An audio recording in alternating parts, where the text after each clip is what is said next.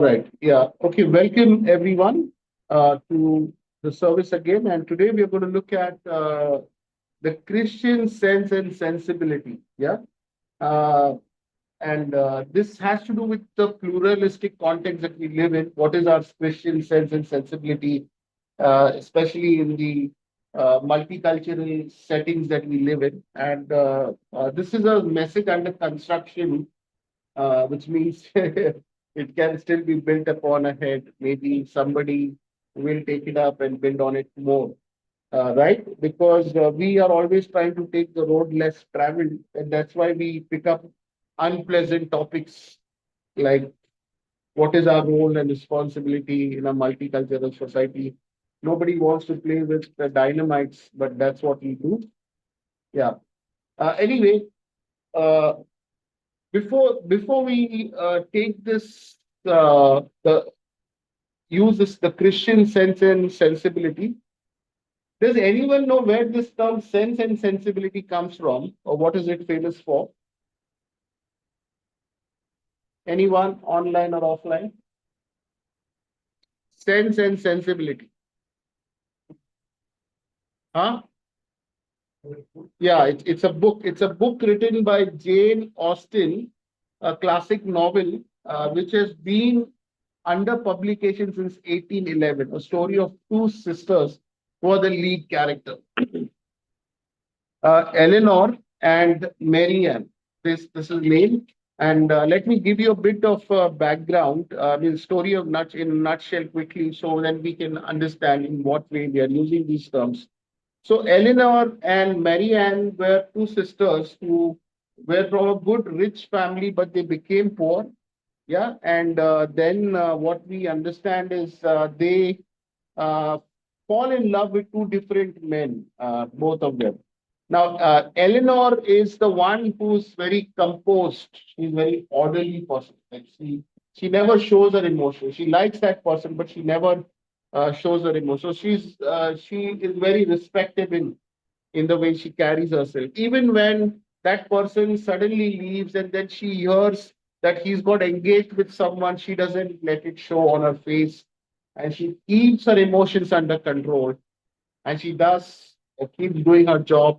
But finally, what happens is the person who's left her suddenly she likes, his fiance runs away for a richer person, and then he comes back to her, and then I think they are able to he clears the misunderstandings, and then she finds they get married. They do so then. So, but then the thing is, she is known for order. She's known for being somebody who goes by the rules, and she represents the mind or the head.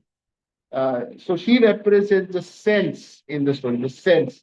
Those who do things according to the rules, regulations, those who are orderly, and that's what, okay? They are respected and orderly. The other sister, Mary Ann, is sensibility. She's not, she is the one who lets her heart run, of she's full of emotion.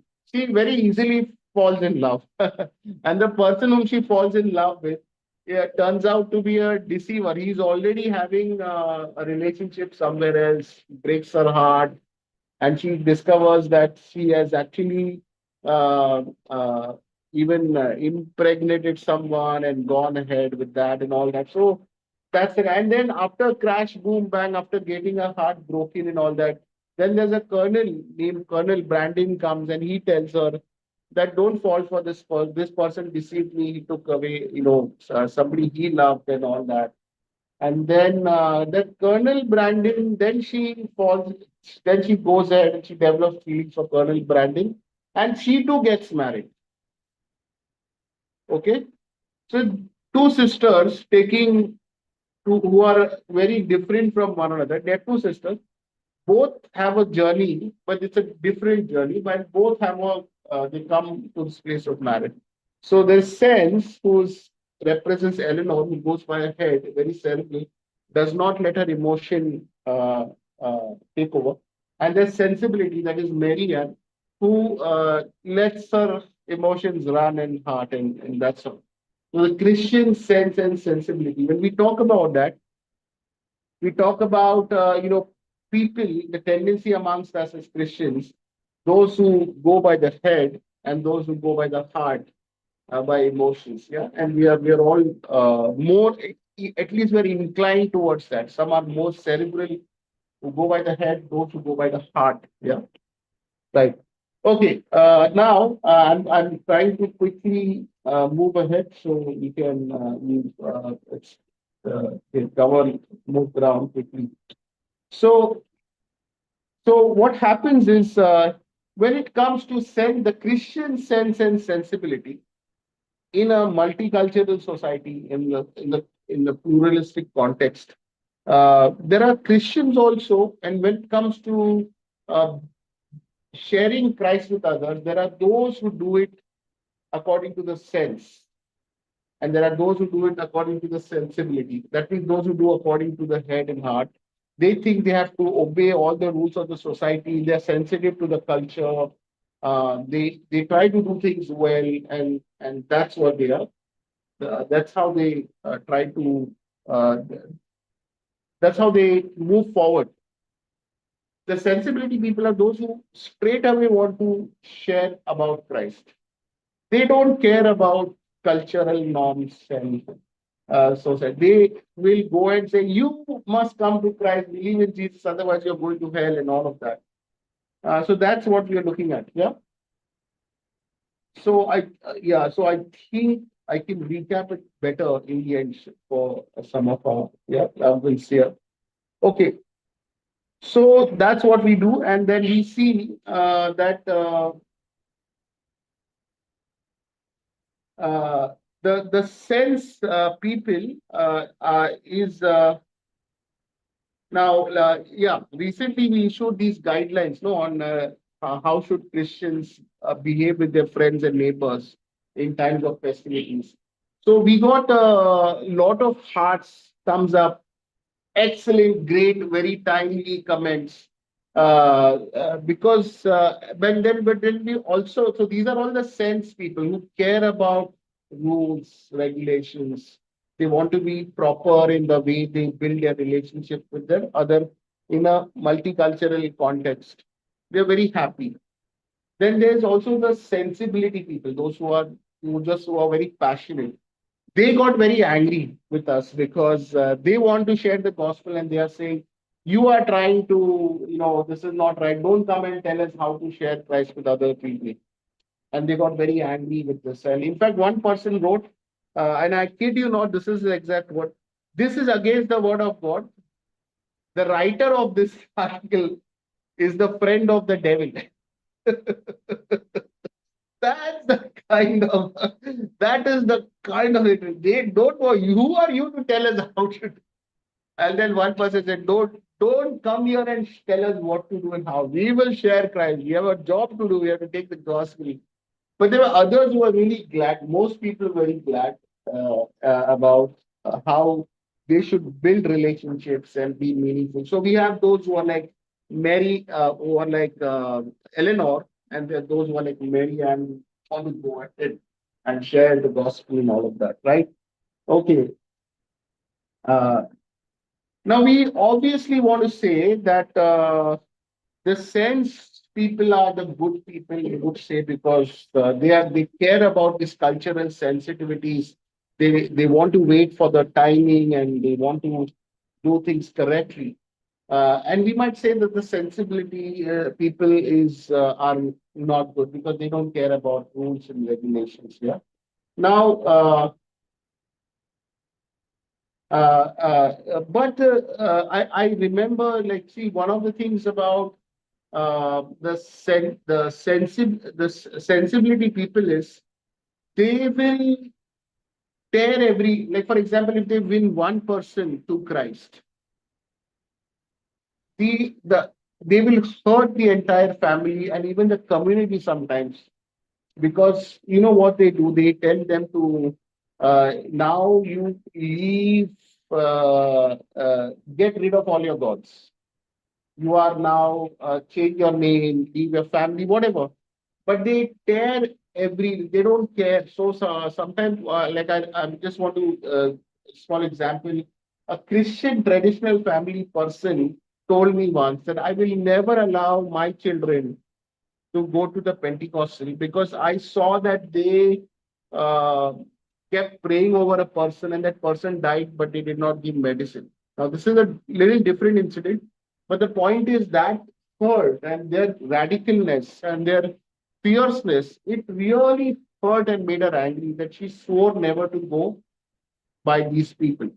So this is how sometimes the people who are passionate about the gospel, the way they come in and the way they tell a person, they bring them to Christ, they end up hurting the entire community around them because they don't care about the rules, the cultural norms, and they tear them apart.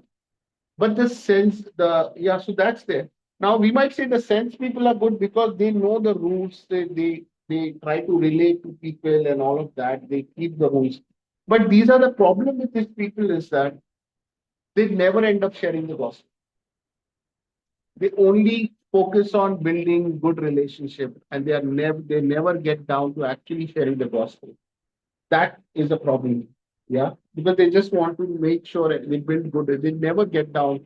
So the thing that comes to in the end is that in a multicultural society, we need both sense and sensibility. We need both the head and the heart to work together so that the gospel is meaningfully shared. So that people, when they even come to Christ, the family members rejoice. I mean, they are not angry about it; they understand it, right? So both are necessary. Now, even in the Bible, we see sense and sensibility at work. We will look at the life of Jesus. I hope you get this term now. Let me ask you whether this is sense or sensibility. Jesus was brought into the temple on the eighth day for his circumcision. Is this sense or sensibility? Sense, because going by the order and the rules. Jesus increased in wisdom and stature in favor with God and man. That means he had good favor of the community, society around him. Sense or sensibility? Sense. Okay, sense, correct. Jesus attended the wedding feast at Cana, as everybody did in his community. And when there was a shortage of wine, he decided to help out. He was reluctant, but he helped out. Sense or sensibility? Sense, correct. Jesus healed a man on Sabbath. Sense or sensibility? Sensibility, because he broke the rule. You are not supposed to do any work. They were angry at him for doing that. Jesus cursed the Pharisees and religious leaders for their hollow practices. Sense or sensibility? Sense, because he's rebelling right now against the religious order. Got it? Jesus whipped the temple and tried to drive away the money lenders and merchants in the temple. Sense or sensibility? Sensibility. Jesus, in the end, openly shed in the court, the Jewish Sanhedrin, that I see the Son of Man standing on the right side of God, right hand of God, and coming on the clouds of heaven. He's talking about his own divinity that he is, which was heresy for them, and they tore their clothes. So that is when they decided to crucify him. Is that sense or sensibility? Sensibility. Let's look at the life of Paul, and please tell me whether this is sense or sensibility. Paul, even though he was a Christian, he he performed purification rituals and shaved his head because he knew the Jews were watching him and they were angry at him. Is that sense or sensibility? That is sense. Uh, Timothy, Paul told Timothy, now that you're going to be a minister, you need to win over the Jews, and for that you need to be circumcised. Sense or sensibility? Sense. Paul saw idols in the city of Athens, so many idols, and he was distressed, it is said. He was really upset to see it. But when he started his speech, he complimented the Athenians, saying, I see that you people are religious in every way. And he even quoted their poets. Is that sense or sensibility? Sense. He doesn't disturb people. Now, okay, Paul risked his life many times, made a lot of enemies. People tried to kill him, beat him up, flog. He was shipwrecked, floating in the open sea. Is that sense or sensibility? Sensibility. Paul was in chains, and yet he stood before King Agrippa and tried to persuade him to become a Christian. Is that sense or sensibility? Sensibility. Paul continued to write letter from the prison cell, and even though he was under trial, he wrote letters to the churches, encouraging them to keep sharing the gospel and letters of instruction. Is that sense or sensibility? That is sensibility again, because I mean, he should not be doing something that is what is already arrested for, but he does that anyways. Now, not only do we see Jesus and Paul practice sense and sensibility in their life at separate times, but we also see them practicing at close quarters, doing it together at times, immediately switching gears from sense to sensibility, from sensibility to sense, vice versa. Yeah. Right. Now let's begin this. When Jesus was busy preaching and teaching the gospel, doing miracles, he hears that John the Baptist has been betrayed, beheaded. And what does he do? He withdraws then to a quiet place. He withdraws from the scene of action into into being quiet for a while, lay low for a while. Why? Because the heat is too much. So you see, he's doing sensibility, action, and all that, taking all that, but then sense switches to sense to till things get diffused. Uh, John the Baptist, in the middle of the ministry when Jesus was teaching and preaching passionately as he always did, the Jews would come to trap Jesus in many ways. One of the things, their deadly trap was to asking about divorce. And the thing was that they were asking him in a region, in a place where John the Baptist had actually challenged the ruler there for his illegitimate marriage and divorce, So he wanted Jesus to fall, they wanted Jesus to fall into the same trap, but Jesus very tactfully answers them, So they know that he's in this place of sensibility, very passionate doing ministry. And they wanted him to lash out just like John the Baptist did, but he doesn't. So good sense prevails and he doesn't fall into their trap. We see that uh, Paul was arrested for preaching the gospel, but and he sees. Sorry, one second.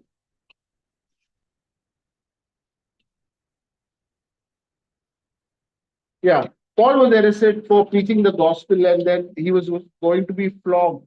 But then he immediately recalls what he says that I am a Roman citizen, and they get very scared. So he plays by the rules again. Then we see that even in the Jewish Sanhedrin, when they are against him, and he sees that they are putting pressure during his trial on the governor there, then he appeals to Caesar because that's where he wants to share the gospel. So again, we see that he uses rules, regulations very carefully, and that's again from sensibility to sense switching very quickly.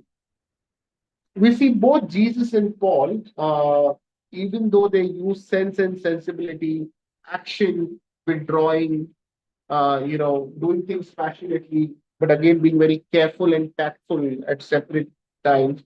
They use both these approaches and they fulfill their calling, never turning back. We see even towards the end, we see that Jesus, when he was moving towards Jerusalem, in the face of imminent death, Peter tried to put some sense into him.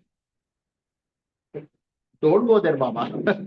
With your career, you're destroying us also. And with yourself, you're going to destroy us also. But Jesus did not listen, rebuked him. We see the same thing with Paul. Paul is also going towards Jerusalem.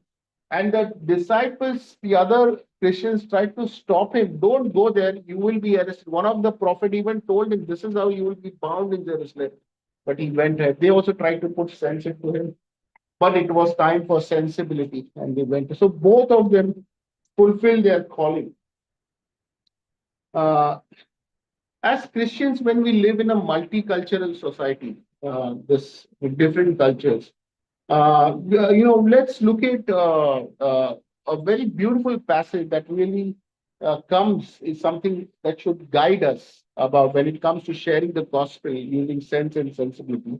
Is Paul when he tells in 1 Corinthians 3:19 to 23, though I am free and belong to no one, I have made myself a slave to everyone to win as many as possible. To the Jews, I become like a Jew to win the Jews. To those under the law, I become like one under the law. Though I myself am not under the law. You see that? I switch. I show that I'm under the law, though I know in my heart that I'm not under the law. Amazing, isn't it? For what? To win them for Christ. To those not having the law, I become like one not having the law, though I am not free from God's law. How beautiful is the balance, sense and sensibility. I become free just like that, but I know in my heart that I'm under Christ's obligation. To those not having the law, okay, then he says, so as to win. To the weak, I become weak to win the weak. I have become all things to all people so that by all possible means I might save some of them. I do all this for the sake of the gospel that I may share in its blessings. I do all of this. I keep changing myself. I keep adjusting myself. I'm willing to undergo all hardships, all inconvenience. For what? To win as many for Christ, for the sake of the gospel and to share in its blessings. Today, as Christians,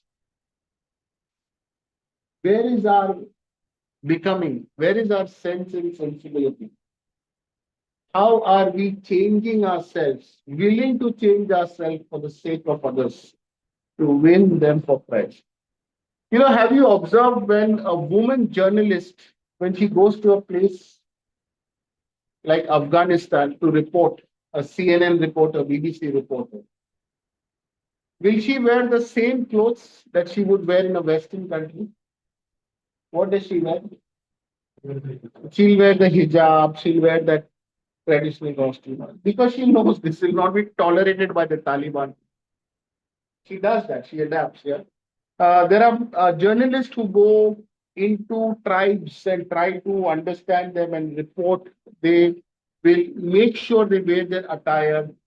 They will dress like them. They will bow down like them. They will take off footwear in the house or whatever, according to the custom.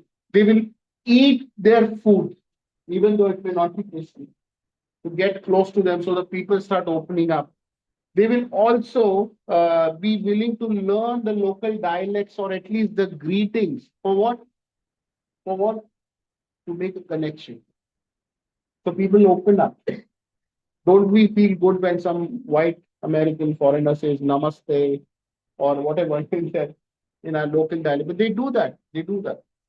And we know that even, and then to some level, to some extent, politicians also do that. They come and take part in the religious festivals and programs to get close to people. They do that. Even some of these business ads also they get into people's culture or program festival. It is very interesting when mummy goes to market for marketing and mummy comes out. मैं मेरा family का ध्यान रखती हूँ and she takes out Coca-Cola bottle for the family. They try to make such close connections to sell their product, to sell themselves, isn't it? But how are we as Christians? We say, I will not do that. I will not even greet them Happy Diwali. How crazy can we be? How how unfriendly we can be? That kind of thing.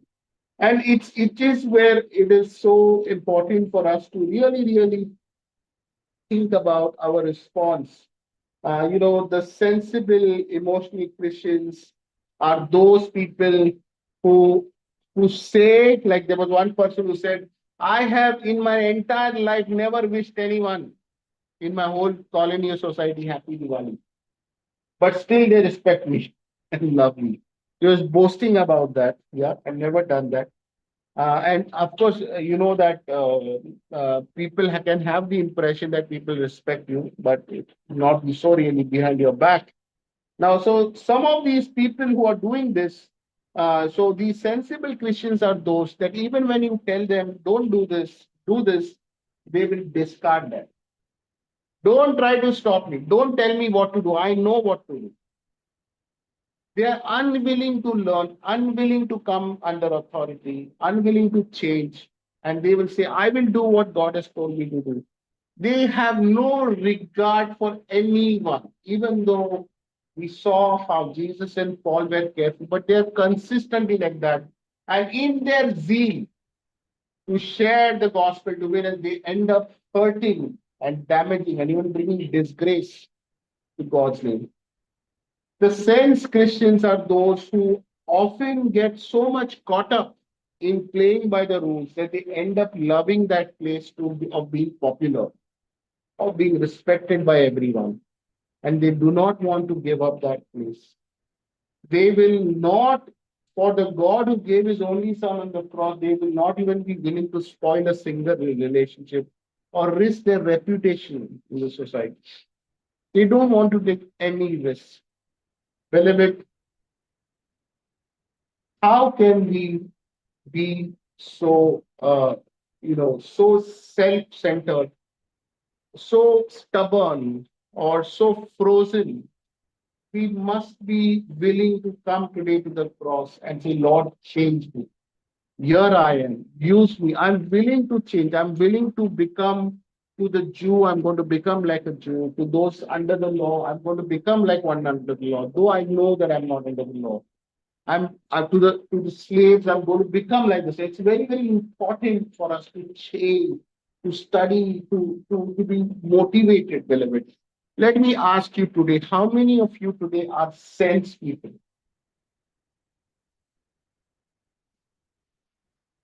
You always want to be very careful. And that can be appreciated on some levels, but you can't be like that all your life. You have never attempted to share the gospel, or you may have done it, but where is the fruit today? How many of us are like that? Maybe you were sensible people, maybe you had passion for God, but today you have become so frozen.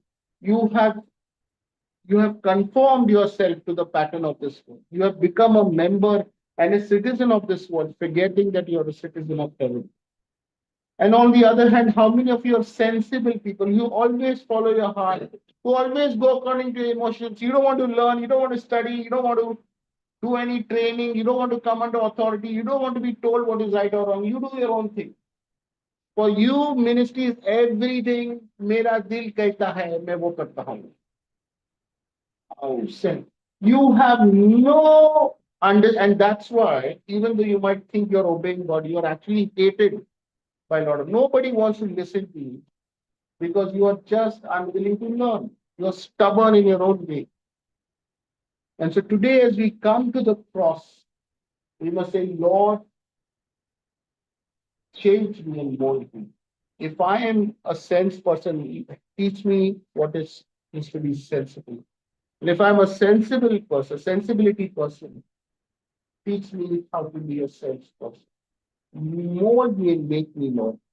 Break me and make me, Lord, so that I can be an instrument in your hands. And I want to share in the blessings of the gospel. That I want to be like Paul, versatile, willing to change, willing to go through every hardship joyfully for the sake of the gospel. How can we be just 2 or 3% after 2,000 years in a land? And that speaks volumes of how Christians are. We must be both sense and sensibility for the sake of the gospel. Let us look to the Lord with the word of prayer.